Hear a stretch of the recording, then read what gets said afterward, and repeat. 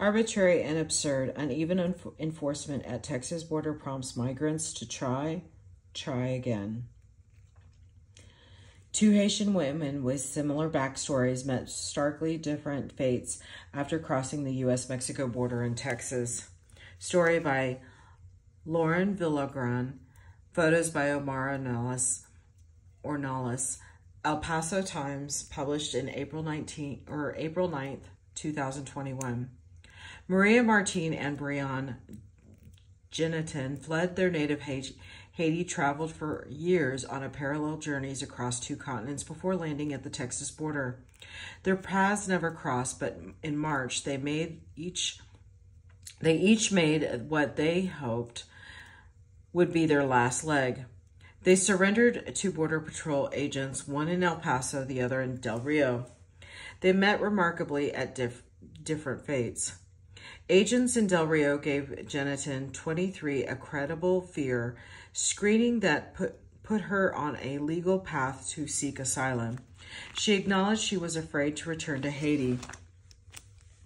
Agents in El Paso loaded Maritime 49 and her husband, Fan Jean, into a van, dropped them at a downtown bridge to Juarez, and told them to return to Mexico. I feel free, Genetin said in a video call using Spanish she acquired during time spent in Chile and traversing South and Central America to Mexico. I don't know if you can understand me, 10 or 12 countries behind me.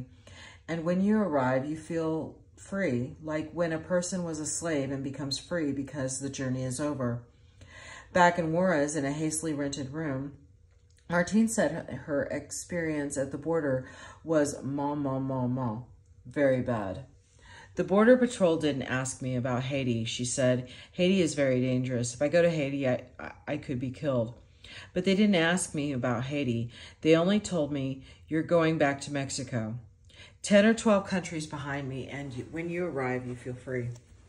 The U.S. asylum system, whose dismantling by the Trump administration began with the Obama policy blocking Haitian asylum seekers in 2016, remains in disarray.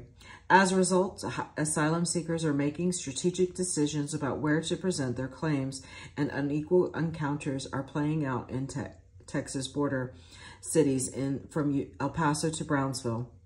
Border where chances are hit or miss.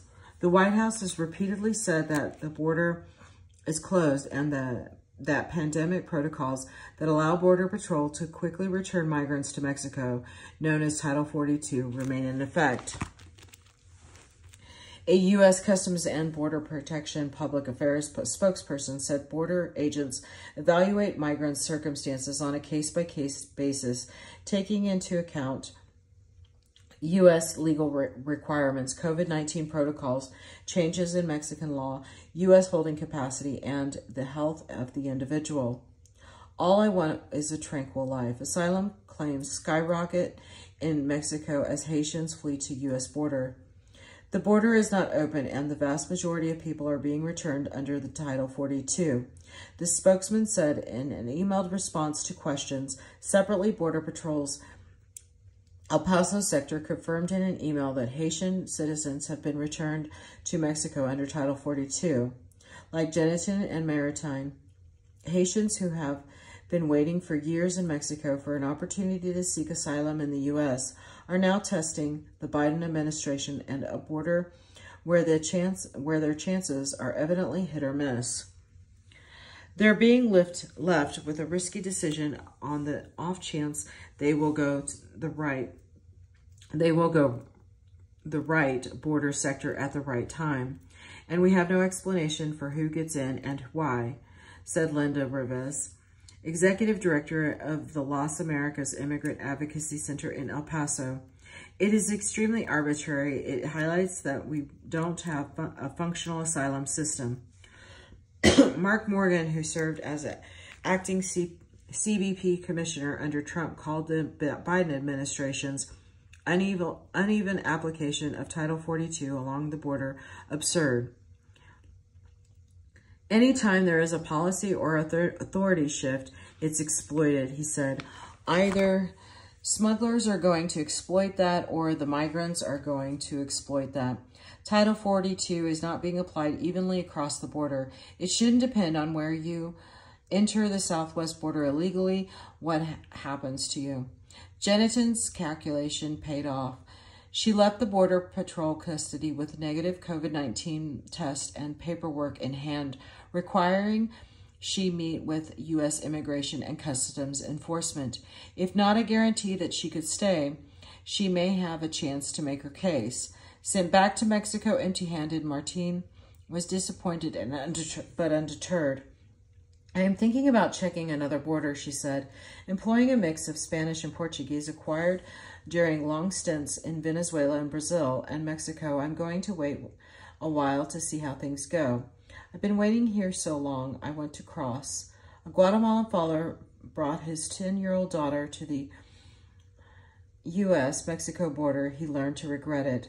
Well-worn route north. For decades, Haitians have left their half-island nation, the poorest in the Western Hemisphere, in search of stability.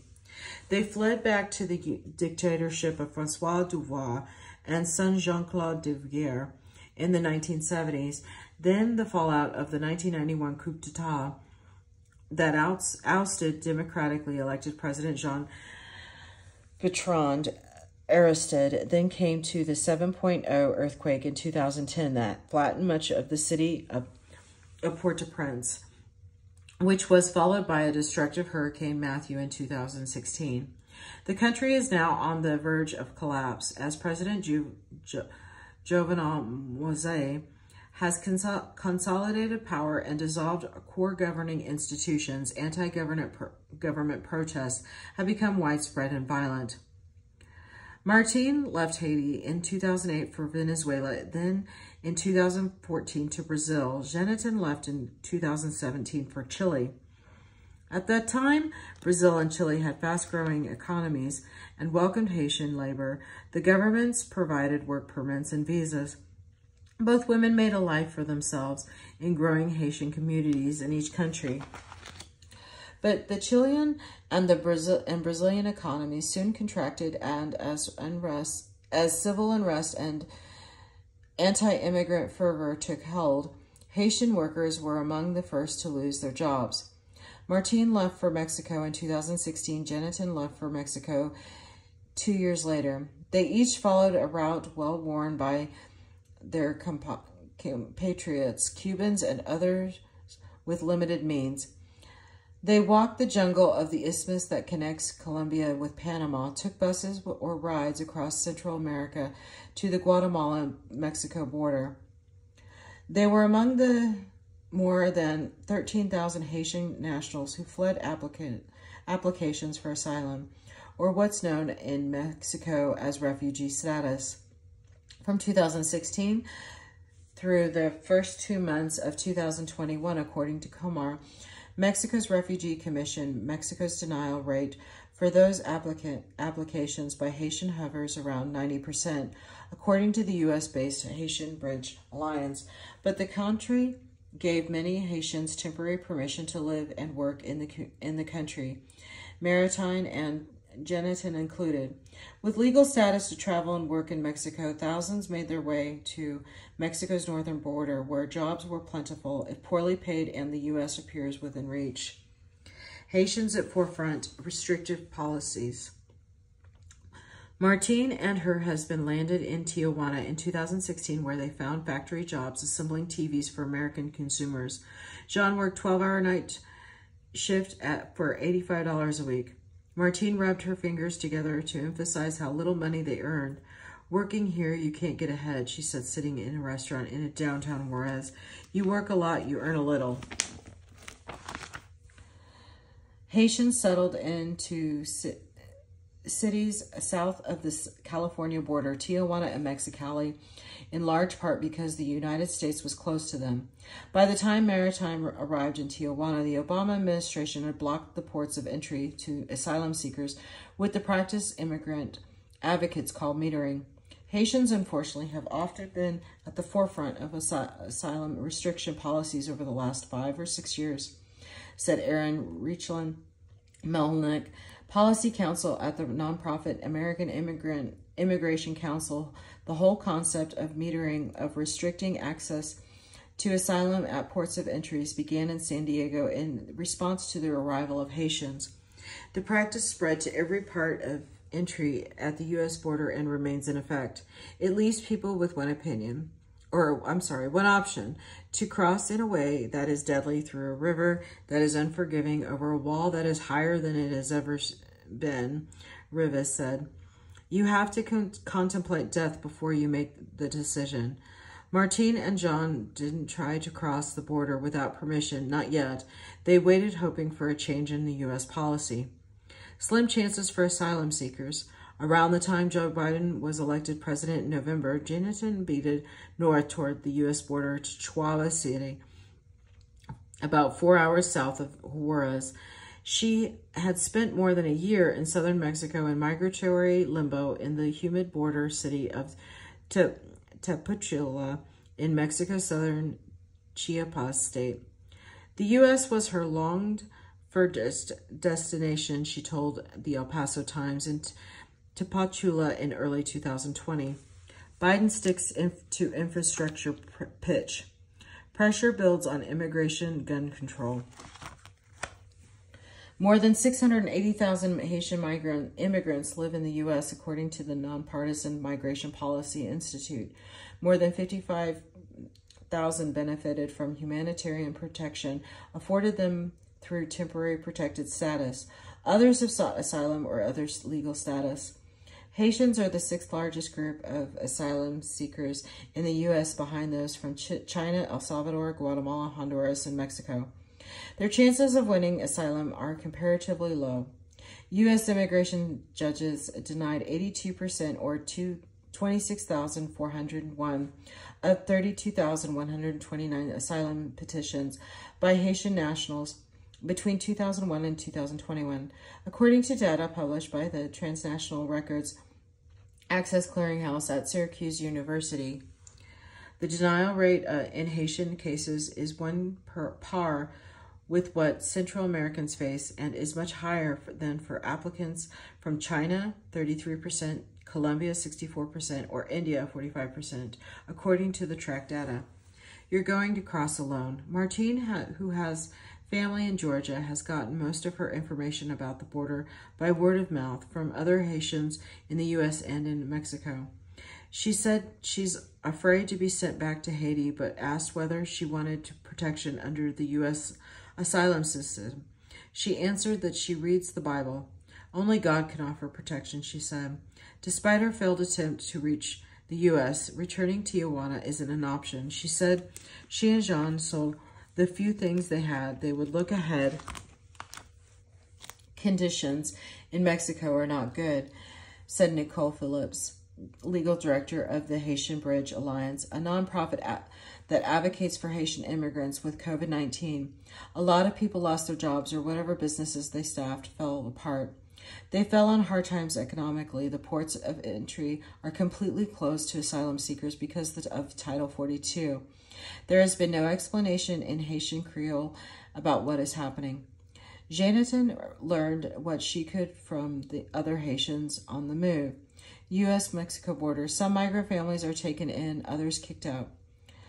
In March, she traveled to Ciudad Acuna across the border from the rural community of Del Rio, Texas, where the Rio Grande runs wide and deep and dangerous. 3 months earlier, Border Patrol in Del Rio sector recovered the body of a pregnant Haitian woman believed to have drowned. Jonathan found a guide, she said, who showed her the way. He told me, "You're going to cross alone," she said. She waded into the river. She carried her cell phone and a change of clothes.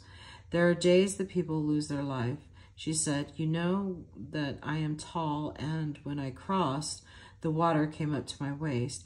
You have to be so careful not to fall." Rising migration, ongoing deportations. Biden promised a more humanitarian approach to immigration enforcement to many would-be immigrants in the Americas. The message sounded something like opportunity. The administration is now struggling to contain increased unauthorized Immigration at the southwest border. Border Patrol apprehensions and encounters swelled to more than 100,000 in February, up from roughly 37,000 in February year ago, according to CBP data. The number of Border Patrol apprehensions and encounters, which include numerous repeat crossings, has risen each of the past 10 months. Haitian migration presents special challenges. The country carries the U.S. State Department's most extreme travel warning due to crime, civil unrest, kidnapping, and COVID-19. Because of the political turmoil and crisis that is happening in the country, nobody should be deported to Haiti right now, Philippe said. It's as unsafe to travel to Haiti as it is to travel to Afghanistan or Somalia, according to the Department of State.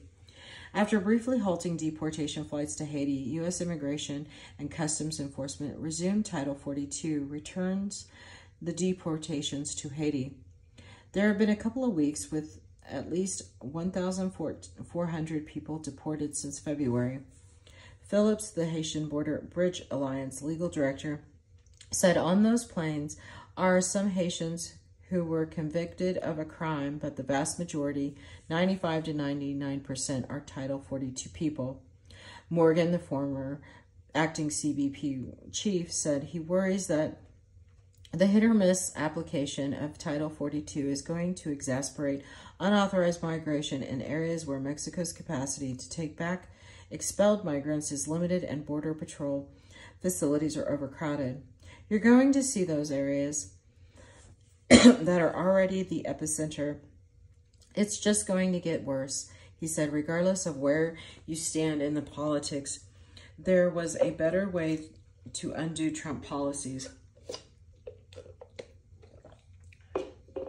Excuse me. You see the lights of the country.